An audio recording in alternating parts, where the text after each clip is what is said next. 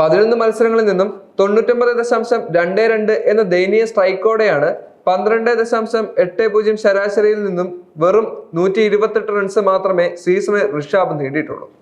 LSG ടീമാവട്ടെ play off പോലും ഇല്ലാതെ പുറത്താവലിന്റെ വക്കിലുമാണ്. IPL flop 11 നയിക്കാൻ ഏറ്റവും അനുയോജ്യനായ താരം ഋഷാഭ് തന്നെയാണ്.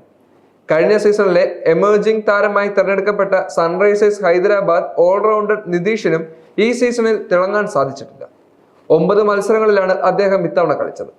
അവയിൽ നിന്നും 24.71 ശരാശരിയിൽ 120.13 സ്ട്രൈക്ക് റേറ്റിൽ മാത്രം നേടിയത് 173 റൺസ് മാത്രമാണ്. ബോളിംഗിലാവട്ടെ നിതീഷ് ഈ സീസണിൽ ഉപയോഗപ്പെടുകയും ചെയ്തിട്ടില്ല. പഞ്ചാബ് കിങ്സ് താരമായ മാക്സ്വെല്ലും ഈ സീസണിൽ വൻ പരാജയമായി മാറി. ബോളിംഗിൽ അദ്ദേഹം ഭേദപ്പെട്ട പ്രകടനം നടത്തിയെങ്കിൽ ബാറ്റിംഗിൽ വളരെയധികം ഫ്ലോപ്പായിരുന്നു. 6 ഇന്നിംഗ്സുകളിൽ നിന്നും 8 എന്ന ദയനീയ ശരാശരിയിൽ വെറും 48 റൺസാണ് മാക്സ്വെയുടെ സമ്പാദ്യം.